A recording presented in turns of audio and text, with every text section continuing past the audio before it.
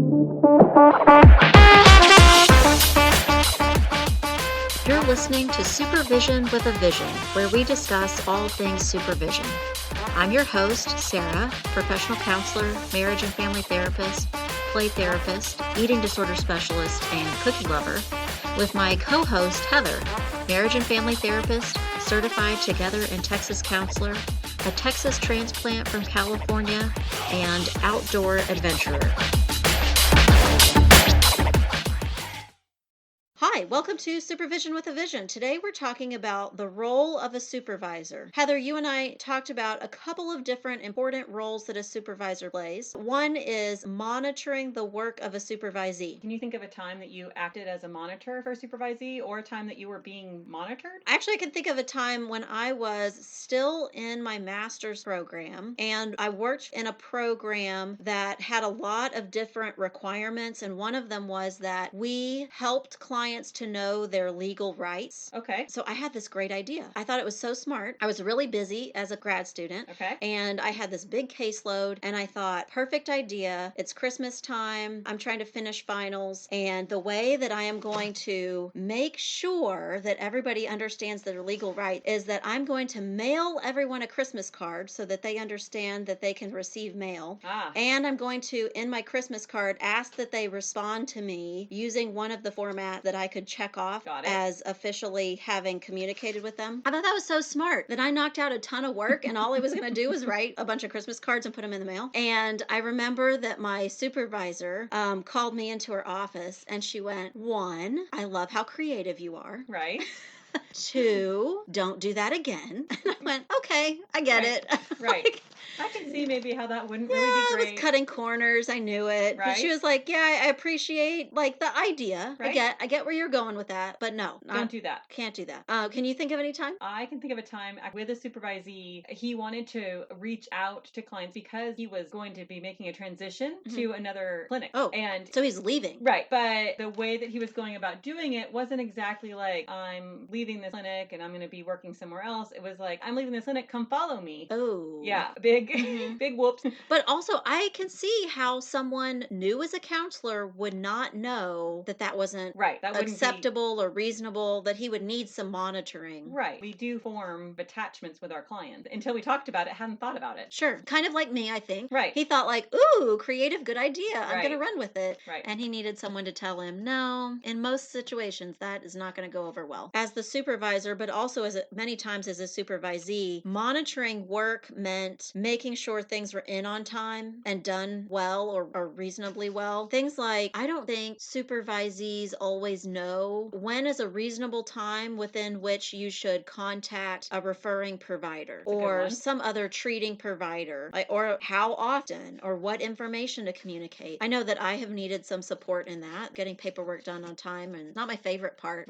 of what we do. I see it like checks and balances. Another set of eyes to make sure, did you follow up on that? Did you do that one thing? Did you check this out? Sure. I think ultimately it helps with client satisfaction. Yes. With all the child clients that I see, the amount of communication I give parents, the type of communication I give parents really helps me to make sure that my child clients get to continue to come and see me. Right. If the parents felt dissatisfied in that or disconnected, right. I don't know that they would continue to see me as long as I would hope that they would, or as long as I think it will be effective or useful for the kids. Correct. That to me is monitoring of agree. work. Heather, you and I also talked about gatekeeping, not something that everybody likes to think about or talk about, but very, very important. Heather, can you think of any times where gatekeeping has been issue or concern or something that you addressed in supervision? Yes, and I'll be honest with you, if I feel that coming up, I like to get out of that supervision role as soon as possible. Oh, you I bow kind of am out. preemptive. I don't agree with what's happening, or that doesn't seem like sound practice. I did have a situation in which it came down to counting hours, and they wanted to count things that were clearly not fair. They were really stretching the definition of what was direct and indirect. Right. Cases like that, I find myself going, let's not see this through till I have to get down to that line on our form here in Texas that says, do you have any concerns? Sure. I don't want to ever be in that spot. I hope that before I would get to that spot, I would be able to be preemptive in supervision sessions. I think that's really tough. So you're saying that you would hate to wait till the final hour to say, I just can't can't Right. agree that you should be able to practice or that you're practicing ethically. I think that's a hard thing for counselors sometimes, to be confrontational in that way when something so important is at stake. Have you had to do it? I have, both working with the university and supervising people towards licensure once they're out of school. And I think clinicians, counselors, supervisors have a difficult time with this at all levels. In my master's program, and then later working as adjunct with the program, I've been involved in situations where students were advised or counseled out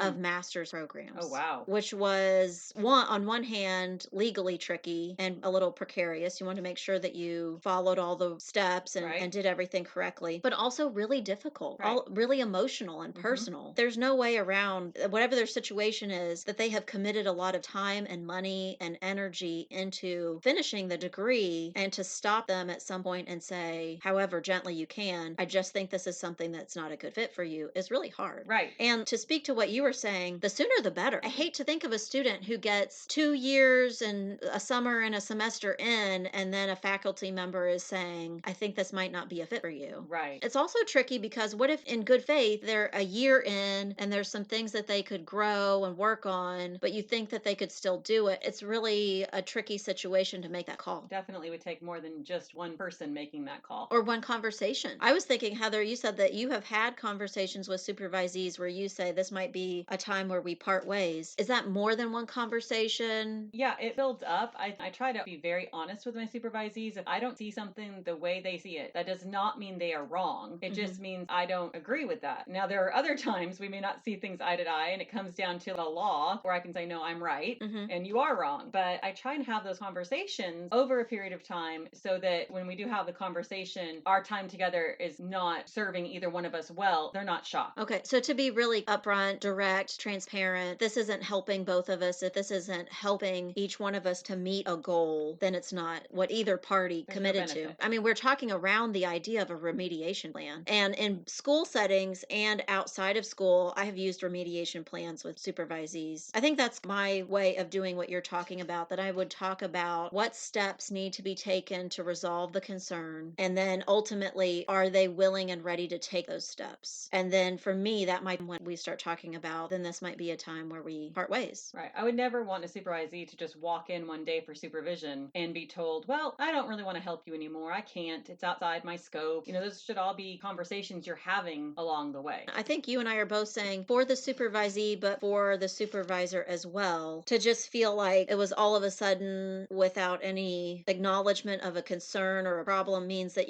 you don't have time to address it, and Right. that there's not an opportunity for growth there or new learning. Discussing it leaves room for that. Right. Heather, you and I also talked about the role of a supervisor being an overseer of the supervisor's clients. Our supervisees and interns must tell their clients that we are their supervisors. If you've ever had to reach out to a client, they actually know who you are or why you're contacting them. In some of my experiences, I have contacted my supervisee's client to say, I am supervising this counselor. If there should be a problem, please let us know. I've never done that. Can you give me an example of a time where you did speak to a supervisee's client? Yes, and the supervisee was aware. I mean, Sure. it wasn't like a hidden agenda, but it was a situation where they were working in a clinic, but I was not a supervisor at that clinic. So they had a supervisor they reported to on the day-to-day work life. Management Right. concerns. And I was their supervisor in a clinical capacity, and it was actually a request by the supervisor that was on site that happened. Wow, that's complicated. In many ways. Times where I can see myself stepping in and providing some oversight would be if through supervision I felt like the client wasn't getting the care that they needed. And an example that I think comes up with the kinds of clients that I work with and the types of clients that my supervisees in the past have worked with would be a decision about level of care. Absolutely. They need to go into an inpatient program or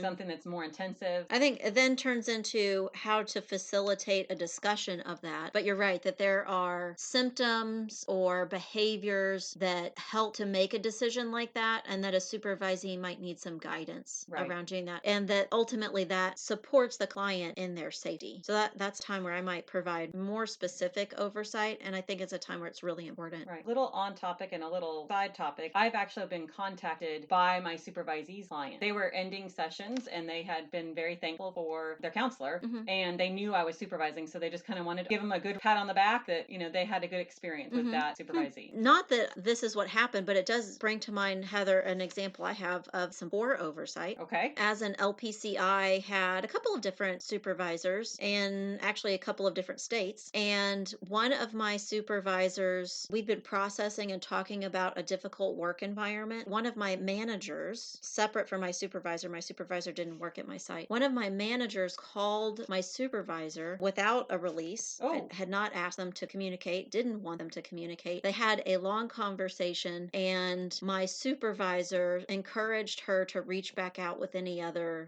concerns, feedback. That was the end of my relationship with that supervisor. I'm hoping so. That didn't feel good. It wasn't the kind of oversight I was wanting. And I think it really would have been very different if my supervisor and I had had that conversation beforehand. Absolutely. If my supervisor had said, "How would you like me to handle this situation?" Or, "If this were to happen, this is how I would typically handle this situation," and allow me to either respond or to ask her to do something different. I think that would have made the helped. difference for me. Yeah. Right. Heather, another role of the supervisor is developing counseling skills, helping a new supervisee to develop counseling skills. We're constantly learning to monitor our own self response to things with clients. So we need to model that and teach that to our supervisees. Heather, I know our listeners are interested in activities or specifically ways that happens. Can you think of some things that you do in supervision to help a supervisee develop their skills? Often I ask them what more did they need? If they're telling me about an intervention they've done with a client, asking them the next step. So what more did they need, or what could they have got out of that intervention? I can think of a time where a supervisee of mine was working with a sibling set, and they played a game and they had lots of good questions. And at the end of it, I said, "So was that effective? Did you get out of it what you needed?"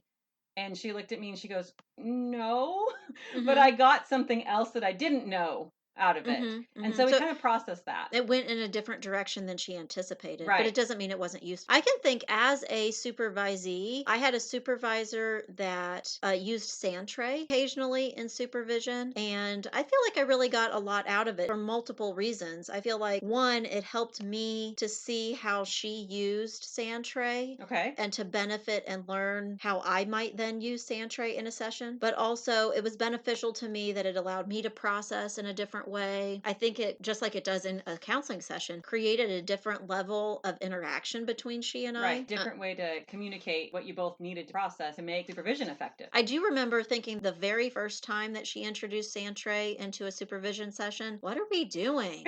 Like, Why? yeah, how is this going to work? It was really beneficial to me. I really enjoyed it. Heather, another part of this idea of that as a supervisor, we are helping supervisees to develop their counseling skills. What is your opinion on the importance of having the same theory or perspective as your supervisee? I think it can be helpful, but I don't think it's always necessary. If you know what theory they're working from as a supervisor, you should be able to flex a little bit. I can think of a supervision session with a new intern, and it was her second, maybe third session with me. And she was talking about a case, and I kind of thought I knew where she was coming from. She said, "Well, I'm on session number 4, so you know." And I went, And you thought, I don't know. right. What does that mean in any theory? Sure. I am quickly trying to think what theory or what perspective would that fit well with? Maybe like a trauma focused CBT. She actually worked at an agency that did a lot of CBT with kids, worksheet based. I agree with you. The supervisor needs to be open and flexible if they're going to work with someone who has a different theoretical perspective than they do. I think it also is asking the supervisee to be flexible and open, but I think it's really practical because you'll have plenty of clients who don't have the same worldview Right. that you have. So I think it's good experience, good practical application. I do think that there could be a scenario in which a supervisee has a perspective that I would then say, I think I'm not the right supervisor for you. Yeah, I can see how that would be possible. I'm sure, even just through listening to our podcast and not ever having been in supervision with me, probably guess I'm not really behavioralistic. And so if I had a supervisee who said, I want to be really behavioralistic, I would say, I know about that and Right. can do that, but I probably am not the supervisor for you. to if you're telling me that you maybe are not that open to other perspectives as well. Back to that initial interview, definitely a question that needs to come into play. How flexible are each of you in discovering those type things about how you do your practice? And Heather, we're talking a lot about theory, but the idea that I presented was, what if you have a supervisee that has a different perspective or theory? What if you have a supervisee that wants to work with a population that maybe you don't know very much about or you don't really work that well with? Would that be a time that you might say, I might not be the person to help you develop your counseling skills in this area? I want to work with supervisees that have a like set of clients that I would have. I mean, maybe not all of them, maybe not identical situations, but enough that if they came to me and said, well, I really want to work more in addictions, and I don't work with that population a ton. So I might say, well, why would I be your supervisor? There's probably someone better versed for you to see for supervision. Sure. You know, I've had supervisees come to me and say that they have a ton of experience in one area, but they are interested in getting the play therapy credential. And so they know that they've already got support and experience in other areas, but now they'd like to focus on this one thing. I think that is practical and works well. And I end up learning a lot from those supervisees. So that's kind of fun too. Right. Maybe a supervisor who has mostly worked in private practice or outpatient settings, supervising someone who works in a program for higher levels of care, maybe like a day treatment program, a hospital. I can see how, unless the supervisee was getting support and clinical feedback from someone else, that might be a tough fit. It could be very confusing. Maybe there's an opportunity there for that supervisee, with the help of their supervisor, to seek out additional support. Right. So it doesn't mean it has to be the end of a supervisor relationship, but just you might have to think outside the box and, like we said, be more flexible. Absolutely. Today we talked about the role of the supervisor. Our discussion came from the Association for Play Therapies magazine, Play Therapy's recent article, Creating a Sounding Board That Resonates Beyond the Basics. Today we'd like to thank one of our dedicated listeners. They're listening all the way from France. Thanks for listening every week. We would love to hear from you. Please leave us a review or drop us a message on Instagram or Facebook.